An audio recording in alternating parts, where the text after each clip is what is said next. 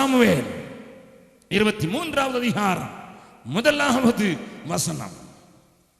1 Samuel 23வது அதிகாரம் 1வது வசனம். இதோ பெலிஸ்தர் கேகிலாவின் மேல் யுத்தம் பண்ணி களஞ்சியங்களை கொள்ளையிடுகிறார்கள் என்று தாவீதுக்கு அறிவிக்கப்பட்டது. யாருக்கு அறிவிக்கப்பட்டிருக்க வேண்டும்? யாருக்கு அறிவிக்கப்பட்டிருக்க வேண்டும்? தாவீது அல்ல, சவுல் ராஜாவா இருக்கிறான். சவுலுக்கு தான் செய்தி அனுப்பப்பட வேண்டும். ஆனால் பெலிஸ்தியரை அழிப்பதற்கும் பெலிஸ்தியரை மடங்கடிக்கிறதற்கும் முறியடிப்பதற்கும் அபிஷேகம் பண்ணப்பட்டவன் யார்தான்? அதனால கேகிலாவின் குடிகளை பெலிஸ்தியர் கொள்ளையடிக்கிறார்கள் என்று தாவீதுக்கு அறிவிக்கப்பட்டது. There is a need.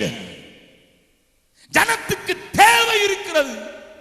பிசாசு என் ஜனத்தை கொள்ளையிட்டுக் கொண்டிருக்கிறான். பிசாசு என் ஜனத்துக்கு மனதை மயக்கி இருக்கிறான். பிசாசு என் ஜனத்தின் கண்களை பாவம் என்கிற காரியத்தினால் அடைத்து போட்டிருக்கிறான். என் ஜனத்தை செயல் செய்யப்படக்கூடாதபடிக்கு, தேவனை அறியக்கூடாதபடிக்கு அவனுடைய மன கண்களை குருடாக்கி வைத்திருக்கிறான். என்னுடைய ஜனம் கதறுகிறது, ஐயோ தேவன் என்று ஒருவர் உண்டோ? சகோதரா, சகோதரியே, நோக்கமும் மறக்கப்பட்டு போய்விட்டது, தேவையும் தள்ளப்பட்டு போய்விட்டது. தாவீது போய் அரணிலே ஒளித்துக் கொண்டிருக்கிறான். நல்லா கவனிங்க, நான் சொல்றத நல்லா கவனிங்க. எந்த தாவீது தெரியுமா? எந்த தாவீது தெரியுமா? ஐயா, இவனை யுத்தத்துக்கு கூப்பிடாத போது அண்ணமாருக்கு ரொட்டி சுமந்து போன தாவீது அங்க ஒரு கோலியாத்து நின்று கொக்கரிக்கிறான். ஒரு மனிதனை அனுப்புங்கள், நான் பார்த்து விடுகிறேன் என்று சொல்லி பெலிஸ்தியர்கள் கொக்கரிக்கிற நேரத்தில் யுத்தத்துக்கு அனுப்பப்படாதவனும் அரசன் தந்த ஆடைகளையும் அவனுடைய காரியங்களையும் அணிய தெரியாதவனும் பழக்கம் இல்லாத பட்டயம் இல்லாத தாவீது அந்த சத்தத்தை கேட்டபோது அவனுக்குள்ள இருந்த அபிஷேகம் கொழுந்து விட்டு எரிய ஆரம்பிக்கிறது. விருத்த சேதனம் இல்லாத இந்த நாய் என்ன சொல்றான்? அது அவன் சொல்லல, நாயையே சொல்ல வச்சுட்டான். ஹல்லேலூயா. என் ஜனத்தை பார்த்து, இஸ்ரவேலை பார்த்து, ஜீவனுள்ள தேவன் இருக்கிற ஜனத்தை பார்த்து இவன் கொக்கரிக்கிறதுக்கு என்ன என்ன எல்லாரும் சும்மா இருக்கிறீர்களா என்று சொல்லி வீறு கொண்டு எழுந்து சவுல் அவனுக்கு பெரிய ஆயுதங்களை போர்த்த போது இது எனக்கு தேவையில்லை என்று சொல்லி மேய்ப்பனுக்குரிய அடைப்பை கல்லை எடுத்து கொண்டு போய் ஒரு தடியோடு கொண்டு போய் நாய் அடிக்கிறதுக்கு தடியே போதும் என்று அறிந்தவனாக. பட்டயம் எதுக்கு வேணும்? பட்டயம் எதுக்கு வேணும்? ஹல்லேலூயா. நாய் அடிக்கிறதுக்கு எதுக்குயா பட்டயம்? அதனால நாங்க தடியையே கொண்டு போய் உன்னை விரட்டுவேன்னு சொல்லிட்டு அவன் கையில இருந்த பட்டயத்தை வாங்கி அவன் தலையே வட்டினவன் ஐயா இந்த தாவீது. ஹல்லேலூயா. பக்கத்துல உங்களை பார்த்து சொல்லுங்க, எதிரிய நாயா பார்க்கறதுக்கு படிச்சுக்கொள்ளுங்க. பக்கத்து வீட்டில் சண்டை போட்டு எதிரியே சொல்லல. அகசின் ஜபக்குமார் சொல்லி கொடுத்தாரு, உன்னை நாயின்னு சொல்லியிருக்கான்னு போய் சண்டை இழுத்து ஏனையும் இழுத்து விட்டுறாதீங்க. சத்துருவ சாத்தானா நாயின்னு பார்க்க தெரிஞ்ச மனுஷன் அவன் அதையும் இதையும் தேட மாட்டான், அவன் அபிஷேகத்தை மாத்திரம் தேடுவான். ஹல்லேலூயா, ஹல்லேலூயா, ஹல்லேலூயா, ஹல்லேலூயா, ஹல்லேலூயா. நல்ல கவனிங்க, அந்த அபிஷேகம் அவனுக்குள் பொங்கிக் கொண்டிருந்த நாட்கள், அந்த அபிஷேகம் வெறும் கையனாக இருந்த அவனை கோலியாத்தை வீழ்த்தி தன்னுடைய ஜனத்துக்கு வெற்றி சிறந்த அந்த தாவீது இப்பொழுது அரணிலே போய் ஒளிந்து கொண்டிருக்கிறான். Listen, listen. ஆதி திருச்சபைக்கு என் வேதம் காட்டும் பெயர் என்ன தெரியுமா? உலகத்தை சொல்லுங்க. ஆதியில நம்ம தாத்தா தாத்தா தாத்தா தாத்தா பாட்டியெல்லாம் ஆண்டவருக்குள்ள வந்தபோது அவங்களுக்கு வேதம் சொன்ன பெயர் உலகத்தை கலக்குகிறவர்கள். ஆனைக்கு இன்னைக்கு இருக்கிற சபைக்கு பேரு உலகத்தோடு கலந்தோடுகிறவர்கள். ஹல்லேலூயா. கொஞ்சம் பயமா தான் இருக்கு சொல்றதுக்கு. ஏன்னா சபையினுடைய நிலைமையை சில நான் சொன்னா எல்லாருக்கும் கோபம் வருது. ஆனால் சொல்ல வேண்டிய சூழ்நிலை உண்டாகும் போது எனக்கு வேற ஒன்றும் தெரியல. உலகத்தை கலக்கிறதுக்கு பதிலா உலகத்தோடு கலந்தோடி விட்டார்களே. ஐயோ, சகோதரா, சகோதரியே, ஆதி நிலை திரும்புவோம், ஆதி நிலைக்கு திரும்புவோம். தாவீதே, நீ அபிஷேகத்தோடு இருந்தபோது உன் ஜனத்தினுடைய கூக்குரலை, பயத்தை பார்த்து முன்னால் சும்மா இருக்க முடியவில்லை. நீ அழைக்காமலே யுத்தத்திலே குதித்தவன். ஆனால் இன்றைக்கு அரணுக்குள்ளே போய்விட்டாயே, வெளியே வா. Come out of your comfort zone. Come out of your comfort zone. உன்னுடைய வசதியான வாழ்க்கையிலிருந்து, உன்னுடைய பாதுகாப்பான வாழ்க்கையிலிருந்து, உன்னுடைய காரியங்களிலிருந்து வெளியே வந்துவிடு. நீ அதற்காக தெரிந்து கொள்ளப்பட்டவன், நீ அதற்காக அபிஷேகம் பண்ணப்பட்டவன். நீ ஒளியின் பிள்ளை, நீ ஒளியின் பிள்ளை, நீ ஒளியின் பிள்ளை, நீ ஒளியின் பிள்ளை. என்ன செய்தான் தெரியுமா? நீங்க வீட்டில் போய் 1 சாமுவேல் 21வது அதிகாரத்தை வாசித்தீங்கன்னா அங்க ஒண்ணு நடக்குது. இப்போ என்ன சொல்றான் தாவீது? 1 சாமுவேல் 21 சில வசனங்களை மாத்திரம் வாசிக்கலாம். தேவன் நம்மோடு கூட பேச விரும்புகிறார். வாசிக்கலாம். 8வது வசனத்தை வாசிக்கலாம்.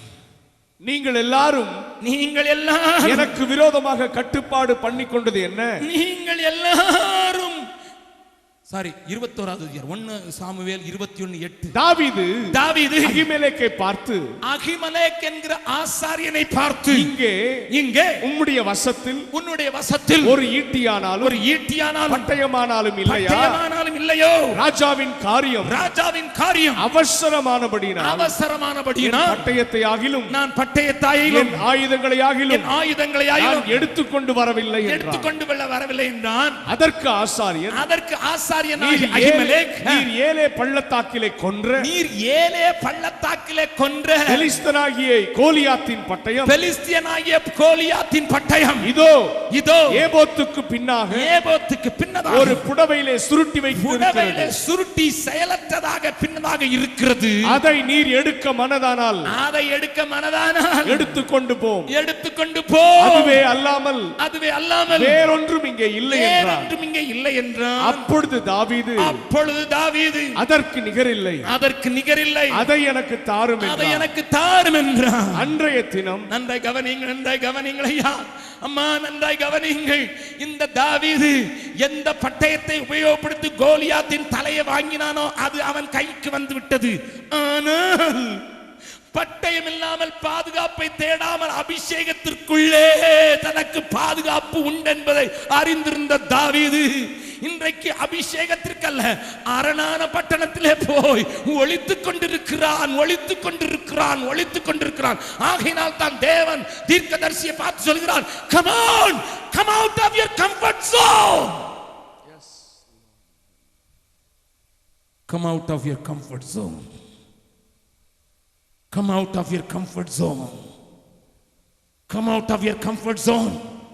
நோக்கத்தை மறந்து ஜனத்தின் தேவையை காணக்கூடாமல் பெலிஸ்தியர் கொள்ளையடிக்கிறதை கேட்டு செயல்பட முடியாமல் நீ அடைத்துக் கொண்டிருக்கிற இந்த அரணை விட்டு வெளியே வா.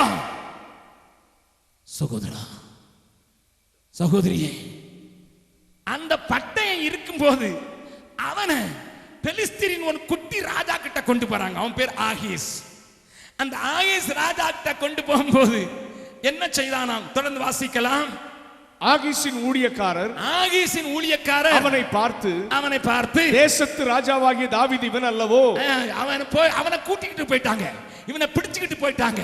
அங்க பார்த்த போது மற்றவங்க எல்லாம் அடையாளம் கண்டுபிடிச்சாங்க. இந்த ஆளுக்கு என்ன தெரியுமா அபிஷேகம்? இந்த ஆளுக்கு என்னையா அழைப்பு? இந்த ஆளுக்கு என்னையா தேவ நோக்கம்? உங்களுக்கு தெரியாதா? இவனை வச்சுதான் நான் பாடினாங்க.